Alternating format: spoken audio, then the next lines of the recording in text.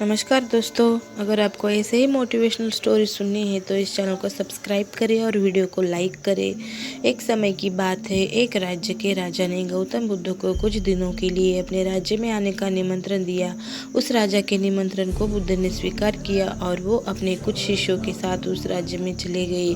बुद्ध से मिलकर उस राजा ने उनसे प्रार्थना करी कि वो कुछ दिन वहाँ रुककर उसके राज्य के लोगों की समस्याओं का समाधान करे और साथ ही उन्हें धार्मिक मार्ग पर चलने की शिक्षा दे।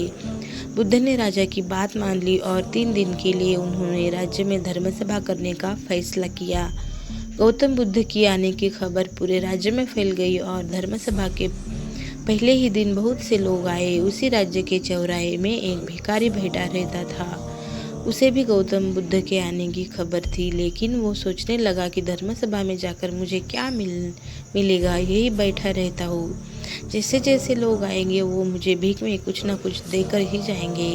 पहले दिन बहुत लोग आए और इस भिखारी की अच्छी खासी कमाई हो गई। अगले दिन फिर वही सिलसिला चला। भीख मांगने के साथ साथ भिखारी ने यह भी देखा कि धर्म सभा में जाते वक्त लोग दुखी और उदास से होकर जा रहे हैं और कुछ देकर भी नहीं जाते, लेकिन जब वो बुद्ध से मिलकर वापस आते हैं तो काफ़ी खुश दिखते हैं और खुशी खुशी भीख भी देकर जाते हैं। यही सोचते सोचते दूसरा दिन भी निकल गया। तीसरे दिन बहुत कम लोग आए तो भिखारी परेशान हो गया। उसकी कमाई नहीं हुई। उसने सोचा कि बुद्ध सबकी समस्याओं का उपाय दे ही रहे हैं, तो क्यों ना मैं भी उनके पास जाऊं और अपनी इस निर्धनता को दूर करने का उपाय पूछूं। ऐसा सोचकर वो भी धर्म सभा में चला गया, लेकिन वहाँ लंबी लाइन लगी थी। बड़ी मुश्किल से उनका नंबर आया।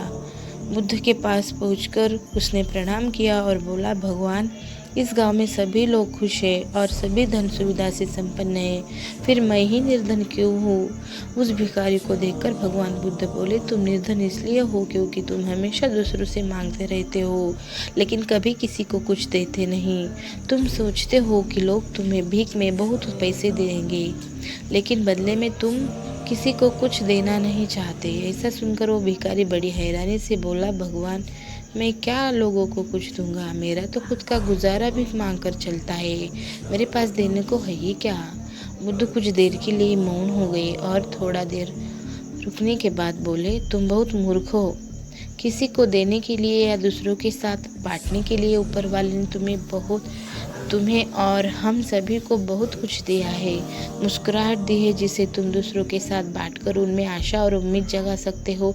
आवाज़ दी है जिससे तुम मीठे शब्द बोलकर लोगों की तारीफ कर सकते हो।